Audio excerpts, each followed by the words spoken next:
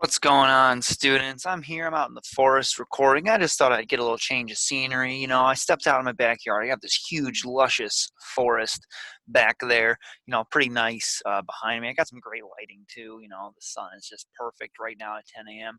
But yeah, I'm out here in the forest, just hanging back. If you hear some birds or something, don't worry about it. It's because we're out here in nature, and it's really nice. I've got my coffee here, mostly milk, I guess. Well, it's almond milk, but it's pretty light coffee there. Usually I'll drink black coffee, but I'm home and I'm making some nice drinks for coffee rather than just having black coffee. Anyway, here we are. Let's go to the segment I like to call What's Up, Dog? And we'll take a look at Skylar, see what she's up to. I recorded a pretty cool slow motion video, so check that out. We'll see that here.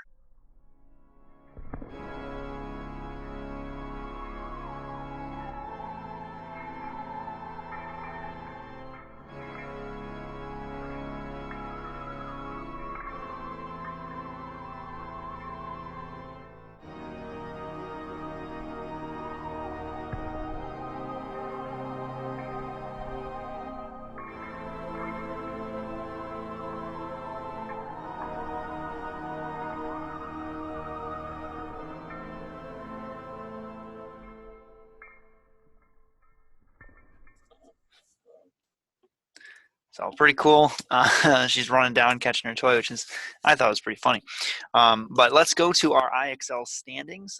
There are actually two students who have gone crazy above and beyond, and I'm going to call out those two students because they have done just a significant amount more of questions, of time, of effort, of 100% on skills, and they deserve that recognition. It is amazing to see. First off, we're going to start with the overall standings. So let me go ahead and share my screen. Looking at this here. Here is the IXL current standing. So first period, we're looking at April 1st until today.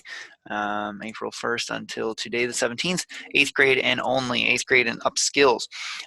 They have done 6 questions since I calculated this. I just calculated this. So I'm going to go off what I have here. Their total for this overall competition, which has another week left in it, they have 217 questions per student. Take a look at second period. They have 265 questions per student. 265 questions per student. Third period, they have 233 questions per student overall for this competition. And sixth period, they have 205, well, really 206 now, 206 questions per person for sixth period. For seventh period, this is outstanding. This is crazy. They have 427 questions per person. 427. It's almost double. It is double of what some other classes are doing, so that is crazy. And then here we have ninth period with 374 questions per person. Again, absolutely crazy with those numbers. This is amazing. But that's the current standings. That's the standings for the overall competition. We had a last week competition. I'll tell you what the class that won, I'll tell you what they are going to win here for winning this week's competition. So that goes from Sunday, the 12th, until today, the 17th at 10 a.m. I posted that yesterday. I was going to be taking those totals at 10 a.m. And here we are, 10 a.m. I'm taking these totals. So for first period, they had 104 questions per person for this week. 104 first period. Second period, 148 questions per person for this week.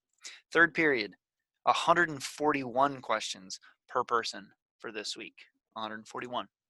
For sixth period, they had 111 now. It was 110 when I calculated. 110 per person. For seventh period, they had 200 questions per person this week. 200 questions per person for this week. That is crazy. But here we go. Ninth period. They had 234 questions per person. 234 questions per person. Ninth period has won this week's challenge. Crazy amount of questions per person in that class. That is amazing to see. And I think a part of that comes from one of the students in ninth period who has done an outstanding job. I mean, there's a special view that I can see on IXL. I can't show it to you now. It shows student names at the bottom, and I don't want to do that. But it shows the levels of completion, and everybody's doing a great job. Everyone's got these bars, you know, showing, hey, we're doing a crazy amount of IXL. We're doing amazing. I mean, it's seriously outstanding. Tons of these bars, you know, showing all this. But then there's this one student, ninth period. I mean, their amount of IXL is so much higher than everybody. Then there's another student in seventh period. Their bar is even higher. It's crazy. They've got this crazy amount of IXL being done.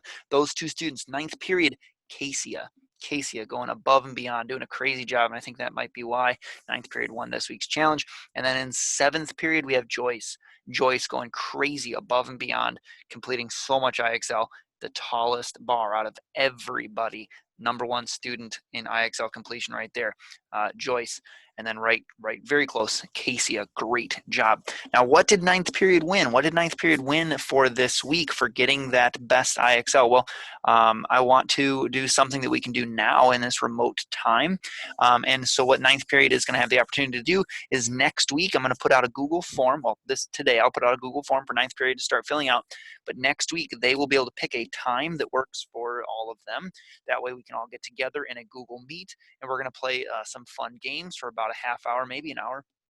We'll do a fun GIM kit if that's what they vote on. It'll just be fun. It could be based on cartoons. It could be based on whatever they want. It could be super simple math if that's really what you want to practice. But they're going to be able to have that fun opportunity together where we all are going to be in a Google Meet and then doing some sort of game. It could be the drawing game that you do remotely. It could be quizzes. It could be GIM kit, whatever they decide. That's what we're going to be able to do with ninth period. So I feel like that's a pretty fun opportunity for them to, celebrate their success in winning this week's challenge. Now, I did mention, I know this video might be going a little bit long. Sorry about that. Don't want to dig into your weekend, but I mean, you don't have to. You can turn it off right now. Turn it off right now. I don't care.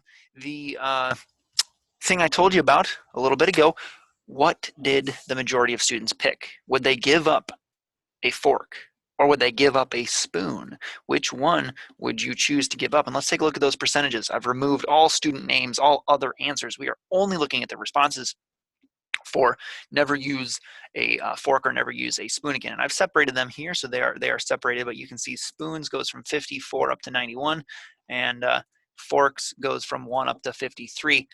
We're looking pretty even here if my math is correct. Let's take a look. Let's see how many times fork is mentioned. We have 53. I mean, that makes sense. 53 forks. How many times is spoon mentioned? 38.